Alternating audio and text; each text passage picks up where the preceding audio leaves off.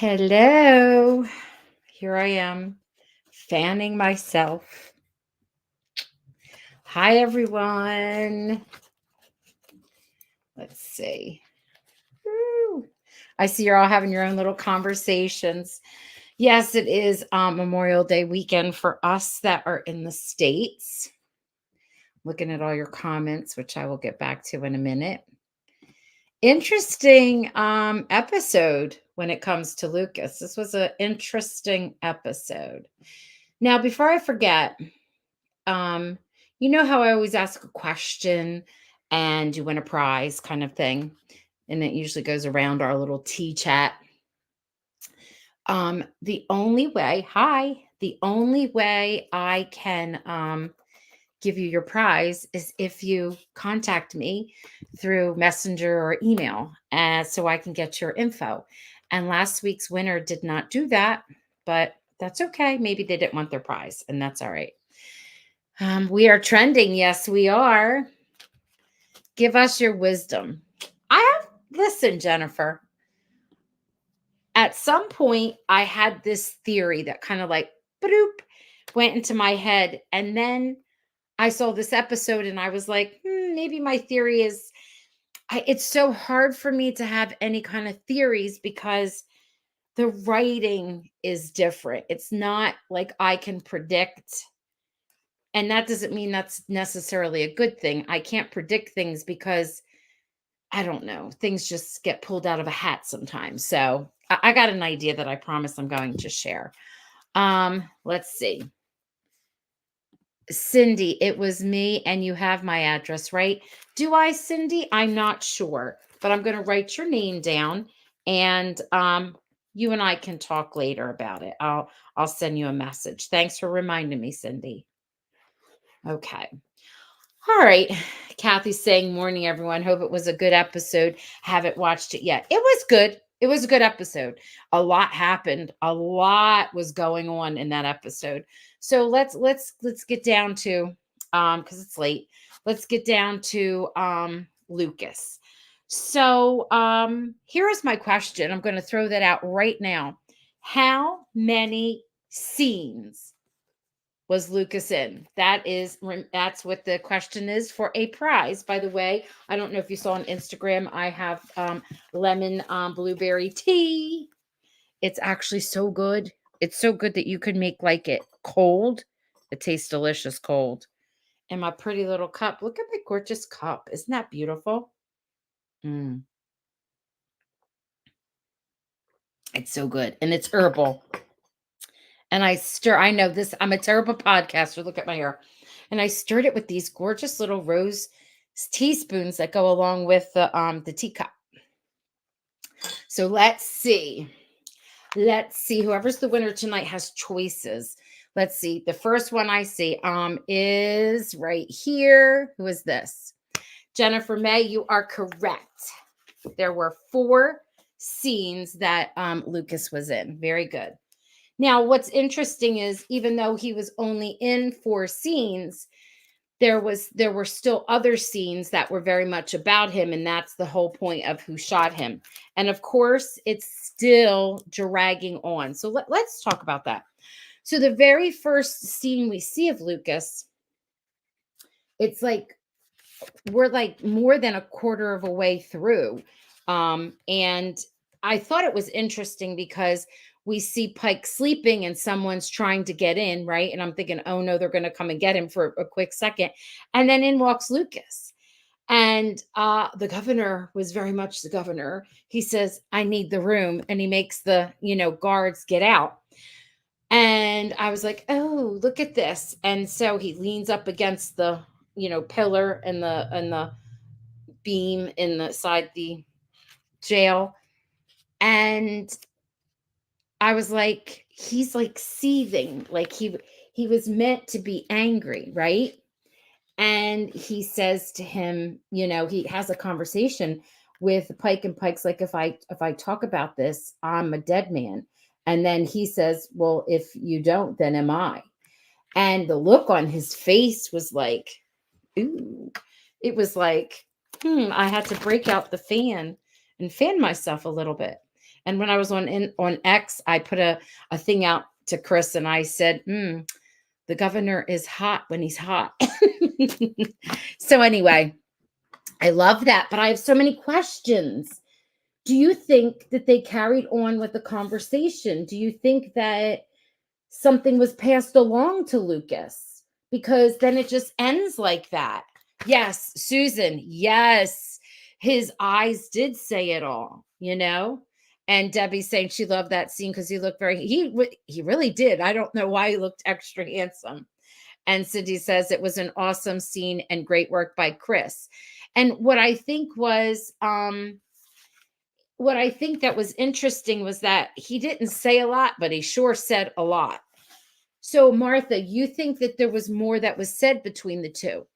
It's such a big it's like they're dragging it on and on and on, and it's just, I don't know, not enough. I was wondering if someone was outside the window listening. Could be. Jan, could be a possibility. That's why I almost felt like maybe a coup is coming along. You know how Lucas, they like to make him have like these, you think it's one thing and it's something else. Maybe the two were kind of talking in code and they kind of got their ideas of what's going on. Does it make you think more like the Mounties?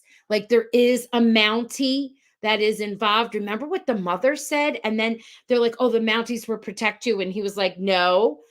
Pike, I'm leaning more towards maybe it's something like a higher up Mountie. It says, yes, it will be interesting to see who is really behind his shooting. And yes, I feel like a conversation went on after Lucas knows something based on the last scene in the office with Henry. I agree with that. I definitely agree with that. Especially since he it could be two things. He's Montague is just so obvious. And he's leaning more towards it going to take his deal. But maybe is it just to throw off Montague and make Montague relax a little to find out exactly who is the shooter? I don't know. I don't know. Grammy Rose, it absolutely is not Nathan. Kathy, wondering why Lucas is still going forth with Montague in the bid, maybe keeping his enemies closer. And that's what I was just saying, Kathy. And it could be. It absolutely, absolutely could be. I think Hardgrave, um, I, Janet, okay, I'm sorry. I wonder if Lucas remembered that Montague was really involved, and that's why he suggested that the contract be given to Montague. Maybe, but I don't think Montague would have been the person who would he already was seen while the shooting was happening. They were photographing him and he was at a big function. So we already know that he physically wasn't there. But I don't know. I think that in his mind he kind of knows it's not him. Not that the man was so on the up and up, but it's very interesting because Janette is somehow involved. And I love when Henry steps in and he's like, did you look into her people? And he's like, yeah, all the investors on the up and up. Like, is there something I'm missing here? And he's like, yeah, just trust me on that. So I'm excited for her to come back. And I'm wondering in what episode she does. Um, it could very well be, if it's not the next one, next one is number 9, right? I think it's coming. She's coming soon. So why did Lucas say if he confessed he will die, and if he doesn't, Lucas asked if I will die? Help me understand that bit. We just said it. That's what I just said to you. He can't talk at all. And Lucas said, well, then will I, like, more or less, is somebody still out there to come and get me? Do you know what I'm saying? Because if he's supposed to be the shooter and he's saying to him he's not, then is there somebody out there who's still gunning for me that's going to come? That's what their conversation would have been about. Yeah. You think he got his answer and now is doing a bluff and Henry's in on it. Okay. That would be cool. And I could see that going that way. I can. Yep. Margie says, I don't think Montague will get the contract because too many people are upset about him being involved. This is true. I think that they're going to find a way, because especially with the preview, Rosemary and Lee are supposed to come up with a new idea at the end.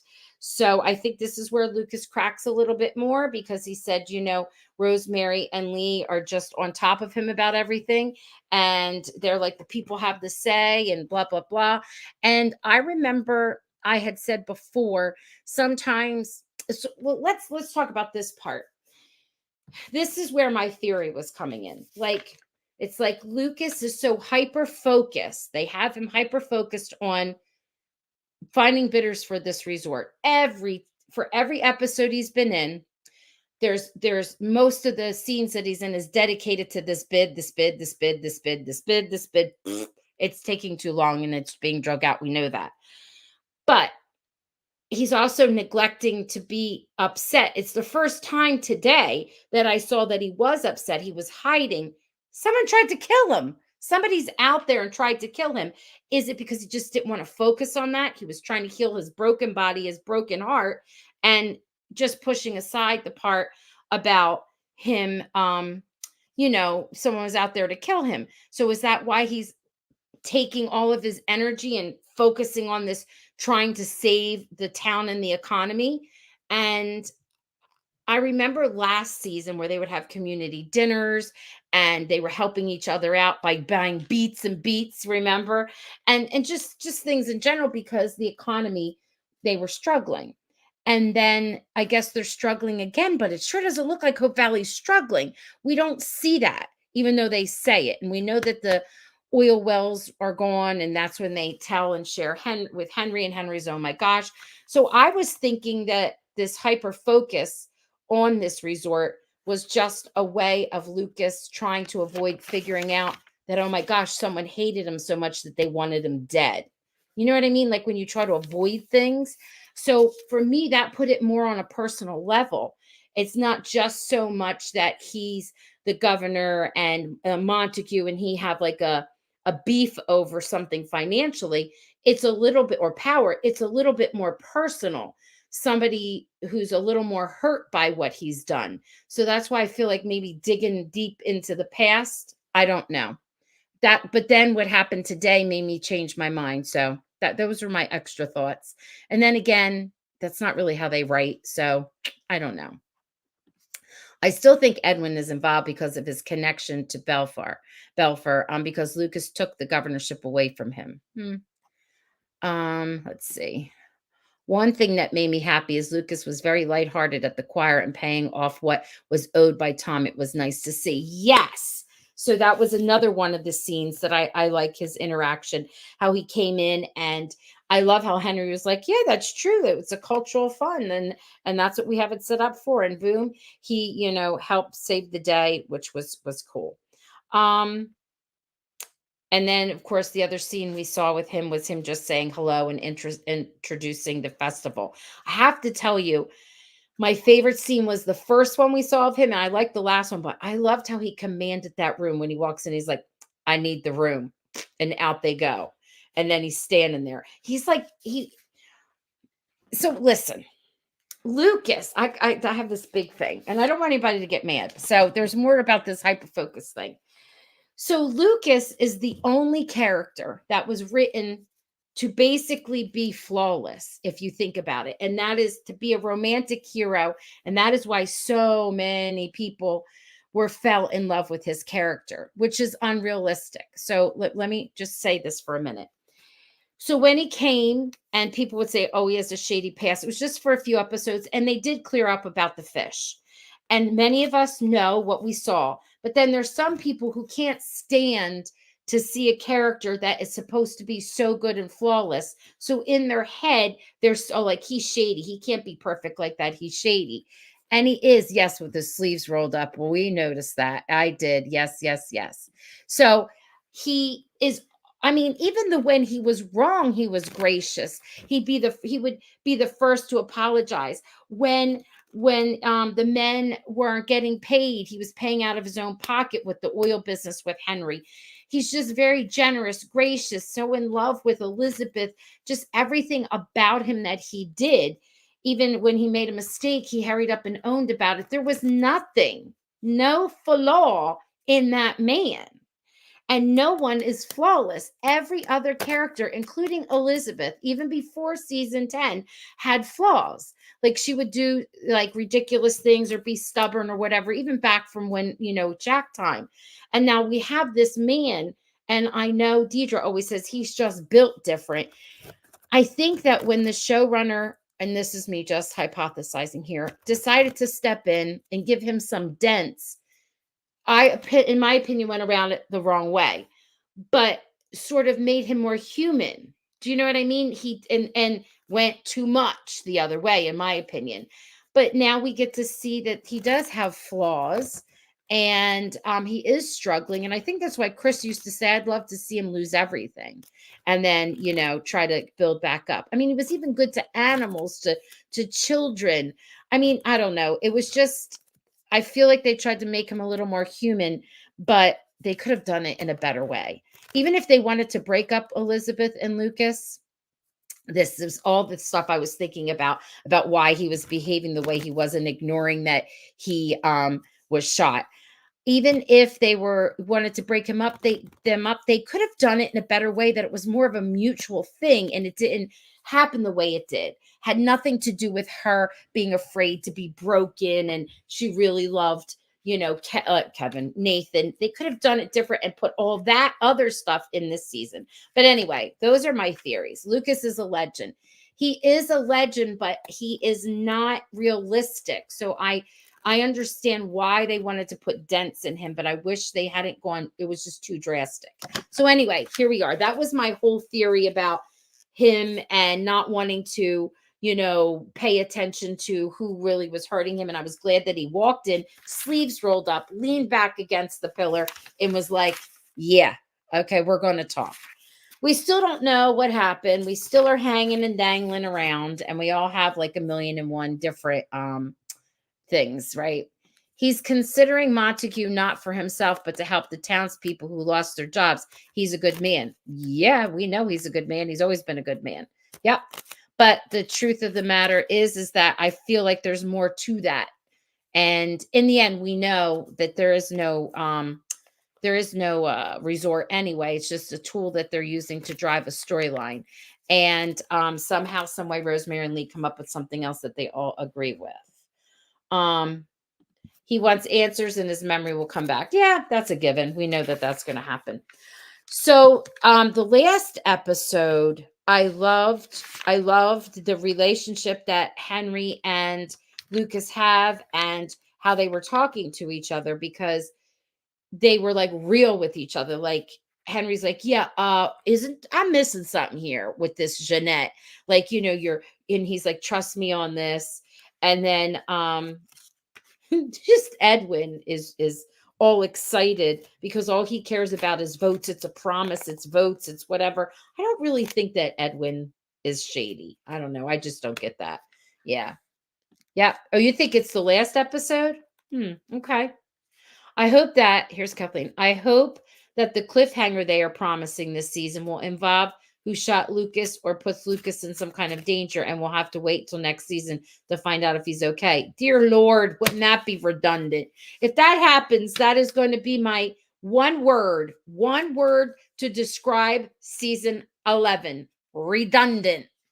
Okay? Not even repetitive, redundant. That's what I'm going to say.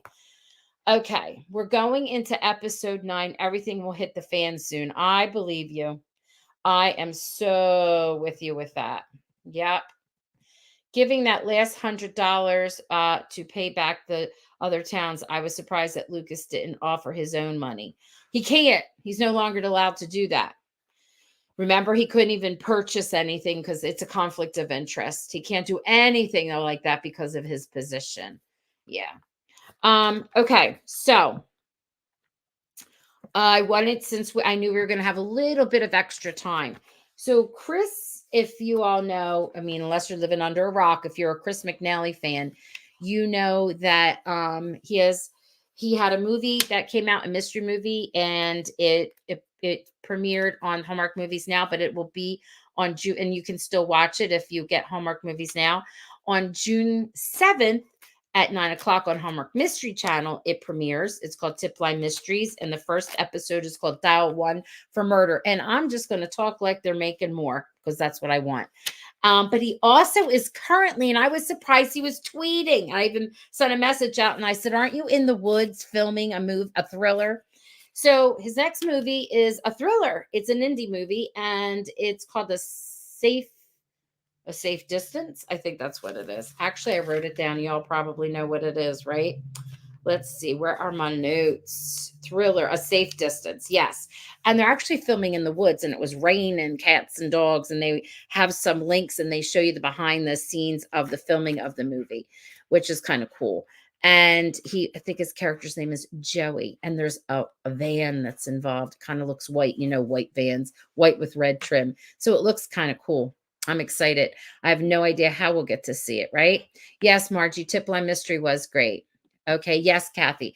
What is the Hallmark Christmas event everyone has been talking about? Chris, etc. will attend. All right, Kathy, I'll tell you what it's about. So it's the first time that Hallmark out in Kansas City is going to host all through the month of December. I mean, even up to, I think it's the 23rd, they're going to host like an experience. So when you go there, there's a square, and the square is outside, and it is very cold and snowy. You're going to have to park, you're going to have to walk, and there's all kinds of free, fun events, little mini shows, but all of this stuff happens outside. And then there's a second, that's all free. And then there's a second a tier that you can purchase some stuff. All of the free stuff is included, plus some indoor things and some indoor events. And then when you purchase the third tier, that is all the stuff from the free, all the stuff from this the second one where there's some indoor things. Like I said, we'll have indoor events that include this is the third tier that costs $6.99. Will include I think there's a Michelin star dinner somewhere in there, or lunch. They have a brunch with Santa.